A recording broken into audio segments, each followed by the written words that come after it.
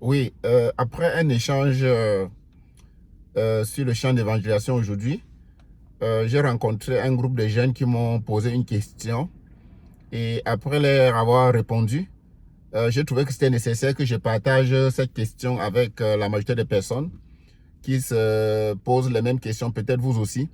La question était celle-ci: où est-ce qu'ils peuvent aller pour avoir la paix dans le monde présentement? Où trouver la paix dans le monde présentement? Parce que c'était des jeunes qui ont fait des voyages, ce qu'on appelle voyages de croisière. Ils ont dépensé beaucoup d'argent sur les voyages sur le bateau. Mais croyant retrouver vraiment la paix. Mais ce n'était pas exactement la même chose. Parmi l'un d'eux, il y avait un qui avait son frère en Pologne. Il est parti du Canada vers la Pologne pour faire ses études. Bon, arrivé là-bas, actuellement, ils sont dans une situation extrêmement déstabilisée. Et quand il était là-bas, il pensait que bon, parce que il n'y a pas, le froid qui est en Pologne n'est pas exactement la même chose qu'au Canada. Il pensait qu'il a trouvé un endroit plus ou moins où il peut avoir la paix. Mais la guerre, la déstabilisation a fait que plusieurs sont encore en train de venir. Bon, il y a aussi un autre là dont son frère a fait un voyage en Afrique tout récemment parce qu'il voulait rechercher l'environnement paisible, l'environnement pacifique. Mais malgré tout ça, il comprenait toujours que c'est tellement difficile. Les problèmes sont les mêmes partout. Ok, il n'y a pas vraiment un endroit facile où ils doivent retrouver la paix. Il me demandait, est-ce que la Bible a une solution par rapport à un endroit fixe dans le monde où il faut aller pour avoir la paix? Est-ce qu'il faut aller en Israël? Est-ce qu'il faut aller s'installer aux États-Unis, la plus grande puissance du monde?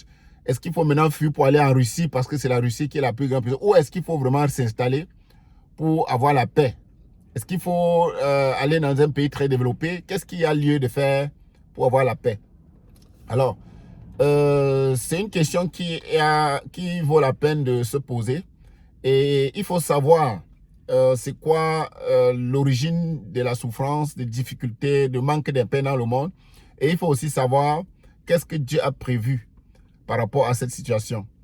Alors, tout problème, toute inquiétude, tout souci dans la Bible est issu, n'est-ce pas, d'un manque de connaissance de la parole de Dieu. La parole de Dieu a apporté la solution à tout ce que nous pouvons avoir comme problème, comme difficulté dans la vie. Euh, alors, dans le monde présentement, on a des guerres, on a des situations très instables, des situations extrêmement insécuritaires.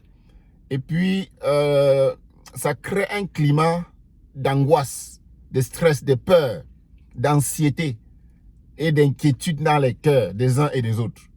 Personne n'est laissé indifférent par rapport à ça. Pourquoi? Parce que quel que soit là où on vit dans le monde, on rencontre des difficultés. Quel que soit ce qu'on a, on doit faire face aux problèmes, à l'insécurité.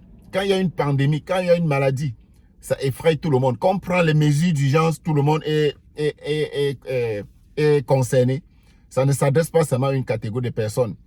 Quand il y a l'inflation dans un pays, c'est-à-dire sur le plan économique, toutes les activités sont affectées. Le panier de la ménagère, l'épicerie, les choses deviennent chères et tout le monde en subit. OK? Et ainsi de suite. Lorsqu'il y a une maladie, lorsque le système de santé est défaillant, lorsqu'on a les dirigeants malhonnêtes, incompétents, lorsque les méchants s'accroissent et se développent, ça augmente le stress, ça augmente l'insécurité. Alors, tout le monde se demande comment on doit faire pour vivre en paix dans un monde aussi cruel, dans un monde aussi divisé, dans un monde aussi où la haine et la méchanceté règnent. Je vais lire un premier verset pour introduire ceci, pour dire que ceci n'est pas nouveau. La Bible l'avait prédit. 2 Timothée 3, à partir du verset 1, dit: sache que dans les derniers jours, il y aura des temps difficiles, car les hommes seront égoïstes, amis de l'argent, vantards, orgueilleux, blasphémateurs, rebelles à leurs parents, ingrats, impies, insensibles, incapables, implacables, calomniateurs, violents, cruels, ennemis des biens, ennemis du bien, ennemis des gens du bien, traîtres, emportés, aveuglés par l'orgueil, amis du plaisir plutôt que de Dieu, c'est-à-dire les hommes aiment plus le plaisir et l'argent plutôt que Dieu, ils auront l'apparence de la piété, mais régneront ce qui fait la force. Éloigne-toi de ces gens-là. Voyez-vous, la Bible avait déjà préparé tous ceux-là qui se reconnaissent de Jésus-Christ, qu'il y aura des moments difficiles, qu'il y aura des troubles dans le monde. La méchanceté va grandir, la souffrance va s'accroître, les ennemis, les méchants vont être de grands nombres. La Bible nous dit déjà d'ailleurs que les méchants sont plus nombreux sur la terre que les justes. C'est pour ça que le chemin de la perdition est rempli de méchants. Il y a des faux prophètes. Les gens qui se disent de Jésus, c'est ça qu'on dit, ils ont l'apparence de la piété. Ils tiennent la Bible à main et vous pensez qu'ils sont en train d'enseigner la vérité alors qu'ils sont remplis d'orgueil. Ils sont cupides. Tout ce qu'ils veulent, c'est soutirer encore l'argent des pauvres, de ceux-là qui ne sont pas avertis, n'est-ce pas, de la présence des sorciers, de la présence des faux prophètes, de la présence des faux docteurs dans le monde. Il y a des personnes qui ont été créées et qui doivent aller en enfer et ils méritent, n'est-ce pas, ces faux enseignants. Mais la parole de Dieu nous dit que Jésus-Christ l'avait dit que vous aurez de la tribulation, n'est-ce pas, et de la souffrance dans le monde. Vous aurez de la difficulté dans le monde. Vous allez être haïs. Mais il a dit autre chose plus important. Prenez courage car j'ai vaincu le monde. Le monde n'effraie, ne fait peur que c'est à ceux-là qui ne connaissent pas la vérité. Nous qui sommes en Christ, nous qui sommes de Dieu, nous qui connaissons la vérité de l'évangile, le monde ne nous inquiète pas. Au contraire, on rend grâce à Dieu pour ce qui se passe autour de nous parce que c'est la prophétie biblique qui s'accomplit. Nous, on a le cœur tranquille. Alors, comment faire pour retrouver la paix, pour répondre à ces jeunes? La Bible a donné une solution très efficace, une solution claire, mais une solution qui est réservée à ceux-là qui appartiennent à Jésus-Christ. Philippiens 4, versets 6 à 7 dit, « Ne vous inquiétez de rien, mais en toute chose, faites connaître vos besoins à Dieu par des prières et des supplications avec des actions de grâce. Et la paix de Dieu, ça c'est le verset 7 qui le dit, la paix de Dieu qui surpasse toute intelligence gardera vos cœurs et vos pensées en Jésus-Christ. » Gloire et louange au Seigneur pour cette parole importante, cette parole bénie, cette parole qui est une lumière et qui jette, n'est-ce pas, une solution efficace, une solution complète à ce problème de stress. La Bible dit que ne vous inquiétez de rien. Ne t'inquiète pas de la guerre. Ne t'inquiète pas du chômage. Ne t'inquiète pas parce que tu es stérile. Ne t'inquiète pas parce que tu vis dans un pays très pauvre. Ne t'inquiète pas parce que, n'est-ce pas, tu n'as pas été à l'école. Ou alors tu es bien formé mais tu n'as pas de travail. Ou alors tu travailles mais le revenu ne suffit pas pour faire face aux problèmes. Tu t'es marié, ton partenaire est difficile. Tu as des enfants difficiles. Tu es un enfant malade. Tout ça, ce sont des sujets d'inquiétude qui peuvent nous arriver. Tu as peut-être une maman qui t'a abandonné ou un parent qui t'a abandonné dans la souffrance. Tu as été orphelin très tôt. Tu te demandes pourquoi ces choses me sont arrivées. Pourquoi à moi, pourquoi pas à l'autre? Donc tu es rempli d'inquiétude. Tu es rempli de stress. Tu es rempli de peurs et de soucis. La Bible dit, ne vous inquiétez de rien, mais faites connaître à Dieu tous vos besoins à travers la prière, des supplications et des actions de grâce. Donc, lorsque tu as ces inquiétudes, c'est tout à fait normal parce qu'on est en train de dire qu'on va déployer la bombe atomique. Le nucléaire pour écraser le monde, il parle de la 3e guerre mondiale. Quand on parle de cela, tout le monde s'inquiète. Mais les chrétiens se souviennent rapidement que Jésus-Christ a apporté une solution, n'est-ce pas, au problème de l'inquiétude. Au lieu de s'inquiéter, on se tourne vers le Seigneur et on lui dit cela. Seigneur, on nous parle de la 3e guerre mondiale, mais tu nous as dit de ne pas avoir peur, alors je te fais confiance. Et lorsque tu dis cela, la Bible donne la solution et la paix de Dieu. Donc il y a une paix qui vient de Dieu, n'est-ce pas, qui est réservée à ceux-là qui se tournent vers Dieu avec leurs inquiétudes. C'est très bien de le comprendre. Dieu n'a pas dit qu'on n'aura pas de problème. Dieu n'a pas dit qu'il n'y aura pas de guerre, qu'il n'y aura pas de maladie, que nous allons vivre dans un monde isolé. Nous sommes dans le monde présentement. Nous ne sommes pas au paradis. Le monde actuel est un brassage du bien et du mal. depuis le jardin d'Éden, l'arbre de la connaissance du bien et du mal sont ensemble.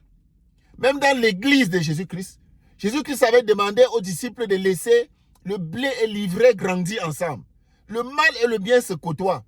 Et le mal, les méchants sont là pour faire du mal. Dieu a créé tout pour un but, même le méchant pour le jour du malheur. Le méchant existe pour faire du mal, pour détruire, pour blesser, pour diviser, pour rendre malade, pour faire des accidents. Mais Dieu nous dit, malgré tout ça, on ne devrait pas s'inquiéter. Mais on se tourne vers lui et on lui présente cette situation. Et qu'est-ce qui va arriver par la suite? La paix de Dieu. La paix qui vient de Dieu lui-même, n'est-ce pas, gardera nos pensées et nos cœurs en Jésus-Christ. Chaque fois que tu es inquiet, chaque fois que tu passes par des moments difficiles, c'est parce que tu as enlevé tu as placé tes pensées, n'est-ce pas, et ton cœur en autre chose qu'en Christ.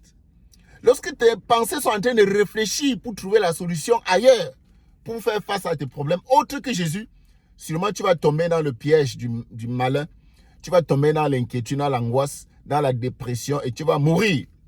Mais la Bible nous a pourtant prévu une solution. Mais cette solution est réservée pour tous ceux-là qui sont en Christ. Est-ce que tu es en Christ? Si oui, tu n'as pas besoin de t'inquiéter. Juste te tourner vers ton Seigneur et donne-lui, n'est-ce pas, parle-lui de ton inquiétude et de ta souffrance. Et Job 22, verset 21 nous dit, attache-toi donc à Dieu et tu auras la paix. Waouh! Tu jouiras aussi du bonheur. Gloire et louange au Seigneur pour cette parole puissante, cette parole nourrissante, cette parole appétissante qui apaise le cœur, qui guérit la douleur, qui nous éloigne des soucis et des stress, qui nous éloigne de l'inquiétude. Attache-toi donc à Dieu. Alors, tout chrétien né de nouveau n'est plus seulement attaché à Dieu, c'est Dieu qui s'est attaché à lui. Par l'alliance, Christ fait de nous, n'est-ce pas, son édifice. Nous sommes l'édifice vivant de Dieu. Nous sommes le temple de Dieu. Dieu lui-même habite en nous, le temple du Saint-Esprit. Dieu habite en nous. Donc, il n'est plus question que nous expérimentions, n'est-ce pas, la crainte et la peur. Tout ce qui peut nous pousser à vivre la peur et l'inquiétude, c'est le manque de connaissances. C'est pour ça que je livre ce message, pour que tu te saisisses de cette vérité et que tu la gardes dans ton cœur. Parce que c'est une vérité qui libère, qui transforme. C'est une vérité qui te détache, n'est-ce pas, qui te sépare de l'esprit d'inquiétude, de l'esprit de plainte, de l'esprit, n'est-ce pas, qui est concentré sur autre chose. Oui, lorsque tu te décharges sur le Seigneur, lorsque tu te confies en Dieu, lorsque tu partages tes douleurs, tes souffrances, tes inquiétudes à Dieu, alors la paix de Dieu vient dans ton cœur et la paix de Dieu vient pour garder tes pensées, n'est-ce pas, et ton cœur ancré en Jésus-Christ qui est le prince de la paix. Jésus-Christ est le chemin, la vérité et la vie. Il est l'agneau immolé. Il est le Seigneur des seigneurs. Il est le roi des gloires. Il est le prince glorieux. C'est en lui que tes pensées et ton cœur doivent être gardés et tu auras la paix. Alors, la Bible nous dit que la crainte et les soucis ainsi que les inquiétudes sont réservés aux méchants. Ésaïe 48, verset 22, il n'y a point de paix pour le méchant, dit l'Éternel. La paix est réservée aux justes. Et on est juste parce qu'on est en Jésus-Christ. On n'est pas juste pour ce qu'on fait, on est juste par l'alliance. Ok? C'est dans l'alliance maintenant, lorsqu'on est justifié, qu'on peut vivre la justice de Dieu. Et on a droit à la paix. Ce qui nous accompagne, nous qui sommes en Christ, c'est la paix. Mais ceux-là qui ne sont pas en Christ, les méchants, tous ceux qui ne sont pas en Jésus, qui sont des méchants. La méchanceté, c'est le fait de ne pas être en Christ. Et la justice et la bonté, c'est le fait d'être en Jésus-Christ. Si tu es en Christ, tu es une personne juste. Tu es une personne qui a droit à la paix. Pas une fois, pas de temps en temps, mais constamment. Et la paix, là, on l'obtient où? Ce n'est pas dans des voyages. Ce n'est pas comme les faux prophètes et les faux pasteurs l'annoncent partout. Ils organisent des conférences, ils organisent des conventions, ils organisent des soirées de miracles pour dire des choses que la parole de Dieu n'a pas dit. Ils inventent des choses et ils séduisent ceux-là qui ont les âmes sensibles. Ils séduisent les fils de la rébellion. Mais les véritables fils de Dieu qui connaissent la parole de Dieu savent que Le bonheur ne dépend pas du mariage. Le bonheur ne dépend pas du travail, du succès professionnel ou du succès sur le plan entrepreneurial. Le bonheur et la paix est rattaché en Jésus-Christ. Attache-toi à Dieu et tu auras la paix. Tu jouiras aussi du bonheur, ainsi du bonheur. Dit Job 22, verset 21. La joie et la paix accompagnent tous ceux-là qui sont en Jésus-Christ. C'est le fruit de l'Esprit. C'est le fruit du Saint-Esprit qui est en nous. Tout enfant de Dieu doit expérimenter. Ce n'est pas une option. Ça fait partie de notre héritage en Jésus-Christ. Et on doit l'expérimenter au quotidien. Celui qui n'est pas en paix, la Bible nous dit ici que c'est le méchant. Alors, si tu vois des personnes qui s'inquiètent, ne t'inquiète pas parce que vous n'avez pas le même statut. Tu es un fils béni, tu es une fille honte. Tu es une fille qui a été justifiée, lavée, sanctifiée et lavée par le Seigneur Jésus-Christ et par sa parole et par l'Esprit qui vit en toi. Donc tu n'as pas le même destin. Lorsque les gens fuient, la Bible dit de ne pas fuir ce que le monde fuit. Il ne faut pas avoir peur de ce qui inquiète le monde parce que ton statut est différent. La parole de Dieu est la source de vie dont tu as besoin chaque matin, n'est-ce pas, pour nourrir l'Esprit de Dieu en toi et pour demeurer dans la paix et dans la joie. Quel que soit ce qui se passe, ta force, ta paix, ta bénédiction ne dépend pas de tes possessions. Ça dépend de la relation. Ça dépend de ton statut enfant de Dieu né de nouveau, réconcilié avec Christ, n'est-ce pas? Un enfant de Dieu régénéré dans l'homme nouveau. Le vieil homme est passé. Tous ceux qui sont en Christ sont une nouvelle créature. Les choses anciennes sont passées. Toutes choses sont devenues nouvelles. Tu vis maintenant sur un nouveau standard, sur un nouveau concept que le Seigneur a planifié pour toi. C'est-à-dire, tu dois être en paix et en joie chaque jour. Ésaïe nous dit donc qu'il n'y a point de paix pour le méchant. Oui, le méchant vit dans la crainte. Le méchant vit dans l'angoisse, dans l'inquiétude. Parce que la paix n'est pas son partage. Il doit souffrir. Le Christ nous avait préparé que nous aurons de la tribulation dans le monde. Mais prenez courage, j'ai vaincu le monde. Dans la tribulation, on peut avoir en paix. On peut avoir la paix. On peut être en paix en prison. On peut être en paix dans un pays très sous-développé, où il y a la corruption, où il y a les méchants, où il y a les Boko Haram, où il y a les djihadistes. On peut être en paix. Dans un monde, n'est-ce pas, où l'homosexualité règne, on peut être en paix. Dans un monde où les enfants deviennent des transgenres, ils changent de sexe, on peut être en paix dans un monde où la criminalité augmente. Timothée nous dit que les hommes doivent devenir les ennemis des gens de bien. Oui, tu peux avoir des ennemis parce que tu marches dans la vérité, mais cela ne devait pas enlever ta paix. Parce que tu as une alliance avec le prince de la paix. Tu as une alliance basée sur des très bonnes promesses. Et ta caractéristique, c'est vivre l'amour et la paix. Que votre cœur ne se trouble point. Croyez en Dieu. Oui, lorsque tu as cru en Jésus-Christ, ton cœur ne devait pas troubler. Alors, pour apporter une réponse très rapide à cette question, où est-ce qu'on retrouve la paix dans ce monde à ces jeunes garçons? Je leur ai dit qu'il n'y a pas un endroit dans le monde pour retrouver la paix. Ça n'existe pas. Il n'y a pas un endroit dans le monde où il n'y a pas la paix. Ça n'existe pas. Il y a la paix partout. Il y a le trouble partout. Que ce soit dans les pays très pauvres, dans les pays riches, dans les pays intermédiaires, que ce soit dans les pays où il y a la guerre, comme actuellement en Ukraine, en Afghanistan, en Centrafrique, au Tchad, il y a la guerre, mais les gens sont en paix. Ceux-là qui appartiennent à Jésus-Christ vivent la paix dans un monde troublé.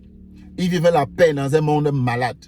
Ils vivent la paix dans un monde où la méchanceté, la haute criminalité est en croissance et en croissance exponentielle. Mais nous bénissons le Seigneur parce que ceux-là qui appartiennent à Jésus-Christ, leur cas est différent. Oui, ceux-là qui appartiennent à Jésus-Christ, leur cas est différent. Si tu es en Christ, tu dois être en paix, quel que soit là où tu te trouves. Même chez toi, sur la rue, à ton lieu de service, dans ta classe, quand tu dors chez toi, tu dois être en paix. Là où les gens pleurent, quand tu es même à l'hôpital, sur un lit d'hôpital, il faut expérimenter la paix. La maladie ne doit pas t'éloigner de ta paix. La douleur ne doit pas t'enlever ta paix. La paix est ce que nous avons de plus cher. C'est ce que Christ nous a légué. je vous donne la paix. Oui, je vous laisse la paix. Ça, c'est Jean 14, verset 27. Je vous laisse la paix, je vous donne ma paix. Je ne vous donne pas comme le monde donne, que votre cœur ne se trouble point, que votre cœur ne s'alarme point. La paix qui vient de Jésus-Christ, c'est une paix stable. Jésus-Christ est le prince des paix. Jésus-Christ est la source de vie. Il est la source d'amour. Oui, lorsqu'on est régénéré en Jésus-Christ, le Saint-Esprit s'installe en nous pour produire le fruit de l'Esprit, l'amour. Tous ceux-là qui aiment ont la paix. L'ennemi ne peut pas avoir la paix parce qu'il n'aime pas. L'ennemi est méchant. Il vit dans la haine. La Bible dit que tous ceux qui marchent dans l'intégrité marchent avec assurance. Quel que soit ton rang social, mon cher ami, quel que soit ton niveau intellectuel, quelle que soit ta race, quelle que soit ta famille, quelles que soient, n'est-ce pas, tes relations, tu ne connais personne. Mais si tu es en Christ, c'est que tu connais tu as la plus grande relation dont on a besoin. Elle est suffisante. Elle est plus que suffisante. Cette relation avec Jésus-Christ, tu n'as pas besoin d'autre chose. Est-ce que tu as des difficultés avec ton conjoint dans le mariage maintenant? Est-ce que tu as des enfants qui deviennent difficiles à gérer? Est-ce que tu es malade? Est-ce que tu as des dettes? Est-ce que tu souffres d'une manière ou d'une autre? Oui, c'est possible. Ce sont des difficultés que nous devons rencontrer non, parce que nous sommes encore dans le monde. Quand Jésus qui reviendra, qu'il va nous prendre pour être avec lui et il va nous donner un nouveau corps. En ce moment-là, on sera dans un environnement où il n'y a pas d'adversité, où il n'y a pas de souffrance, où il n'y a pas de douleur. Mais pour l'instant, nous devons être en paix, même dans la douleur. Notre joie ne dépend pas. Notre paix ne dépend pas de nos possessions, de ce que nous avons, de où nous sommes ou de qui nous sommes. Ça dépend uniquement du fait que nous sommes en Jésus-Christ. Alors, la solution était clairement expliquée dans Philippiens 4, verset 6 à 7. Ne vous inquiétez de rien, mais en toute chose, faites connaître à Dieu tous vos besoins, n'est-ce pas, à travers des prières, des supplications et des actions de grâce. Et la conséquence, c'est quoi? Et la paix de Dieu qui surpasse toute intelligence gardera vos cœurs et vos pensées en Jésus-Christ. Donc, c'est lorsque ton cœur et tes pensées sont gardés en Jésus-Christ que tu expérimenteras la paix du ciel, la paix invisible, la paix qui ne dépend pas de où nous sommes et de qui nous sommes. Ça, c'est la solution, ça, c'est la réponse à cela. Alors, pour expérimenter la paix, il faut tout simplement que tu sois en Christ et que tu laisses que tes pensées et les pensées de ton cœur soient conservées, soient connectées à Christ pour être renouvelées chaque jour. Alors, je bénis le Seigneur pour ce moment qui nous a permis d'échanger. Si ce message t'a intéressé, partage avec quelqu'un qui peut être en train de passer par des moments difficiles et il s'inquiète. Sûrement que le Seigneur va lui parler à travers ma voix. Le Seigneur va lui parler à travers ta voix, à travers, n'est-ce pas, ton témoignage. Sois abondamment béni. Que la grâce et la faveur de notre Seigneur Jésus-Christ, que sa bonté et sa miséricorde te soient abondamment multipliées. Maintenant que tu es en train de méditer sur ces paroles que je viens de lire pour apporter la solution aux problèmes, n'est-ce pas, rencontrés par la majorité des personnes dans le monde. Chose la plus importante, rassure-toi que tu es en Christ. Ok? Sois béni. Au nom de Jésus-Christ.